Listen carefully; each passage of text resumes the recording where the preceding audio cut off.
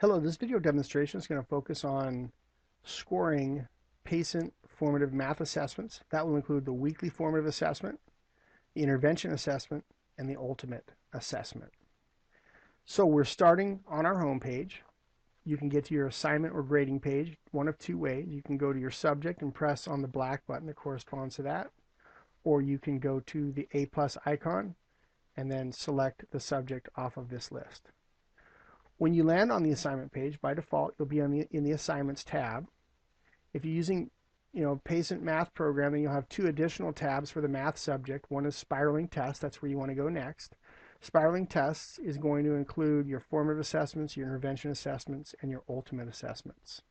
Okay? So in order to make this a little bit more realistic, if this is your first time, I'll pick a test that isn't active yet. This is what you would see when you land on the page. You'll see a red message that says the test is not active. You can make that active by clicking this box. And all that means is that it's not going to be part of your grading calculations, and it won't be reported out to parents and students yet. So once you've entered scores, you can make the test active. Okay. The second thing you'll see is you've got a couple of pick lists here. The first pick list allows you to pick the formative, the intervention review, and the ultimate test. Okay. And the second pick list allows you to pick the specific test from each of those categories. So I'm on test 5 for this example.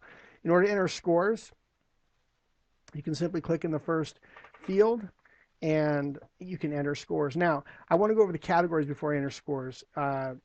Each of these columns should correspond to your test. Now, some tests don't have mental math and word problems, so if you don't see those in your tests, you shouldn't see them in your grade book, so don't worry about that. Every test should see the spiraling sections, and the spiraling sections are named in such a way that the first number tells us the week the content was delivered. The second number tells us the concept number, like if there was more than one concept, you might see a 5.1 and a 5.2. In this case, there's only one concept was taught in week 5.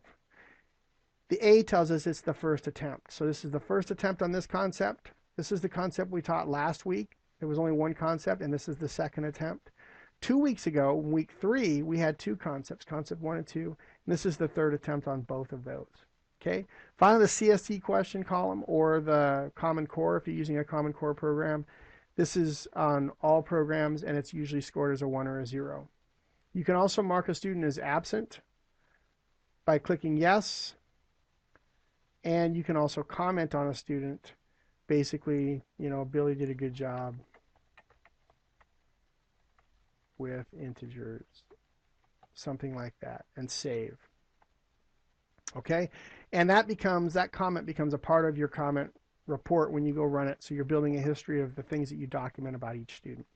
So scoring these are very simple. You look at your test, and these boxes should correspond left to right with what you have going top to bottom. The mental math is worth 10 points. I'm going to tab over.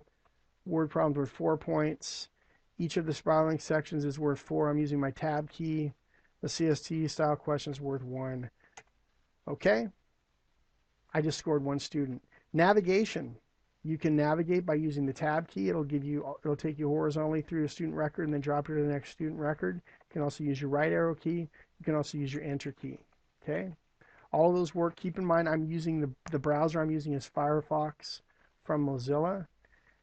Internet Explorer, depending on the version, all of those work as well. But some of them don't work in some versions of Internet Explorer. So just find the key that works best for the browser that you're using. Then I'm going to go ahead and make this active. Now I want to save. Since I have some scores, I'm going to go ahead and save that. You'll see the change.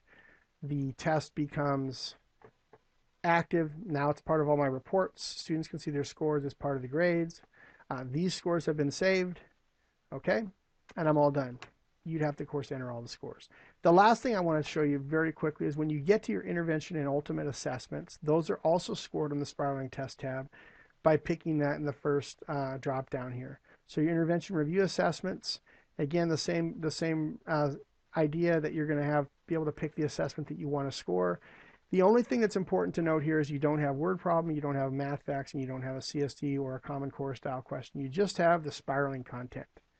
Okay, and so typically these are a lot shorter. They're meant to focus on review for a single week that happened where kids have demonstrated they need help.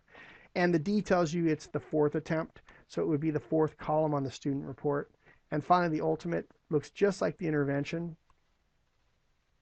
except it's the fifth attempt. And notice it only focuses on the spiraling content. It doesn't have the word problem, the math facts, etc. I think that's pretty much a good coverage of how to score these assessments. Good luck, and thanks for using Pacent.